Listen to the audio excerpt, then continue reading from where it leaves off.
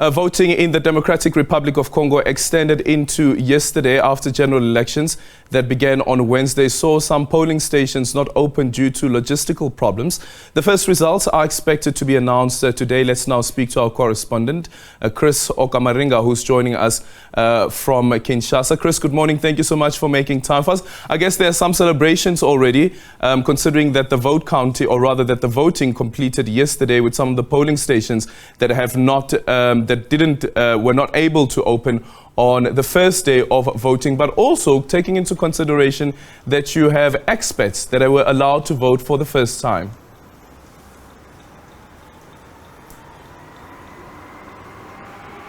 That's right. We visited some of the polling stations where the voting was extended, and we saw some people at the end of polling celebrating the win of their candidates. And, there's a lot of jubilation, not just in the country, but in some of the foreign nations where Congolese voters were allowed to cast their ballots. There were 5 countries that were selected, namely United States, Belgium, France, Canada, and South Africa. Those are countries that have a large population of Congolese citizens, and we've seen videos being circulated of Congolese living in France celebrating the victory of the incumbent, President Felix Tshisekedi, and that was also seen in Canada as well. So we're waiting. The Electoral Commission said they're going to start, publishing the results of these elections in different provinces as they come in to promote transparency and also allay the fears of the opposition candidates who have been saying that they're trying to rig this election in favor of President Felix Tshisekedi. So we are waiting. This country has more than 70,000 polling stations scattered across, the country, and so the results will be trickling in to the Electoral Commission, the headquarters of the Electoral Commission here in Kinshasa, and they will be updating us on how the voting has the outcome of the voting. Yeah. Can you confirm if all of those 70,000 polling stations are now closed and there's no voting that is happening today? Well, going by the statement of the Electoral Commission officials, that is the position.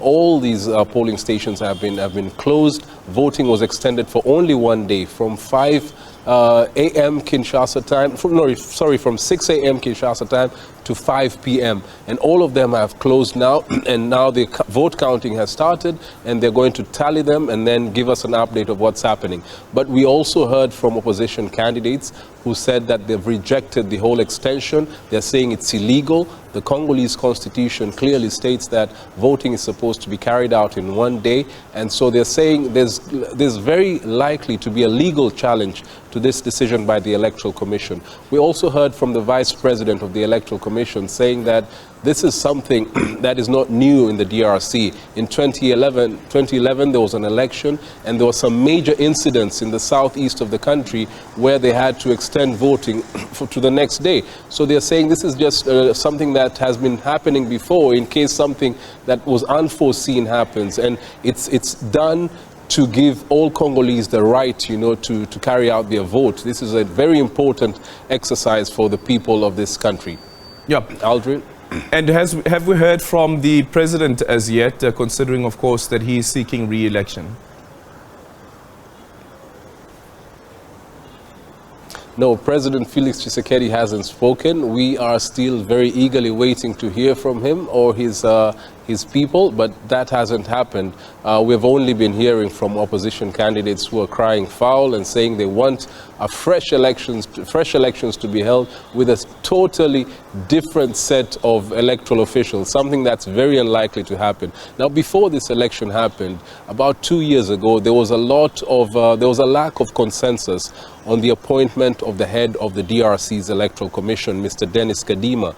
Many people in the opposition and some civil society members were saying that he was too close to President Felix Tshisekedi. He comes from the same ethnic group as the president, and so they felt that he was going to try and help the president win this election. They were against it, but the president stuck to his guns and said he's the person who is going to lead this very important institution. So that, has somehow, now that the elections had problems, delays and technical problems, opposition members are saying, look, it has proved our suspicions that this person is going to mess up this election in favor of the incumbent. And so there's a lot of tension following what happened on Wednesday.